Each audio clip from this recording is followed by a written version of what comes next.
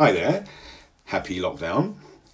Now, for those of us who are fortunate enough to have gardens, and we are very, very lucky, I'm sure you've all experienced that we've been using a bit more than usual, and maybe discovering some strange things about yourselves, neighbours, your garden.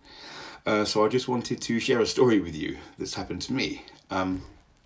Now, a few days ago, I was in the garden, getting my vitamins D and A, drinking alcohol, and minding my own business, when a voice came across from over the fence saying, "Hi, Graham."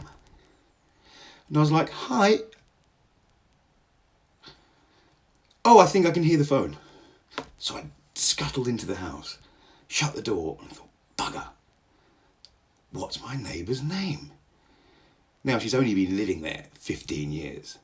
Now, I used to know her name, obviously, and I do wave and say hi. But in this situation now, we were stuck in the gardens next to each other. I was so embarrassed. And I thought, oh, God. So I've had 2 days where I couldn't go in my garden because I cannot remember her name. But I did come up with a cunning, foolproof plan. So for 2 days, I've been away from the garden, but I have been keeping an eye on through the windows, watching out for the postman. Now this morning, I saw the postman coming up the road, so I thought, brilliant. So I waited until I saw him come through the gate. I dashed downstairs, and just as he got to the door, I opened the door. Well, have you ever seen those videos of where you put a cucumber behind a cat?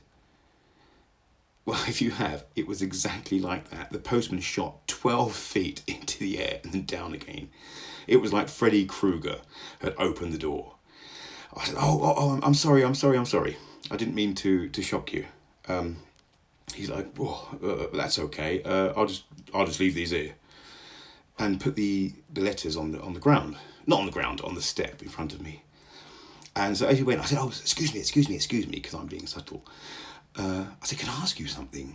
And he's quite worried already, thinking, probably seeing headlines saying, self-isolator kidnaps postman for company.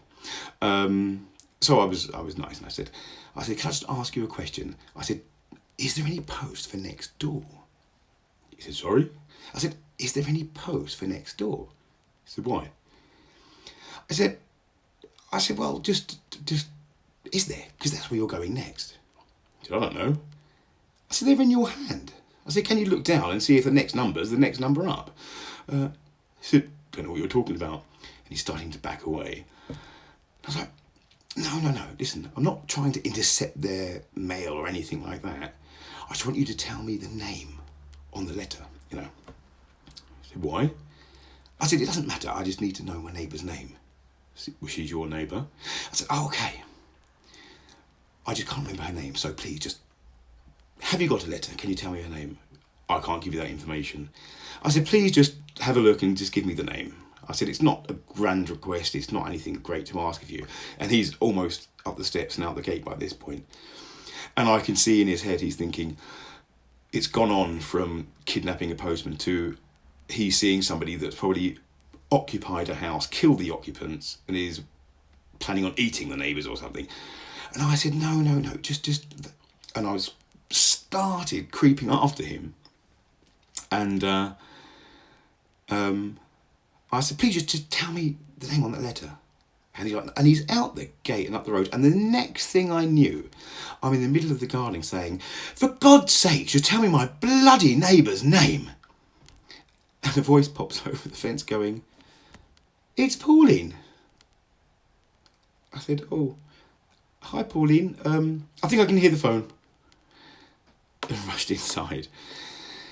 So now I'm back, double isolating, barred from my garden until that wound heals, or I can find some kind of an excuse or an apology. So for all you garden owners and garden people, please spare a thought for me in the next couple of days. Right, speak to you soon.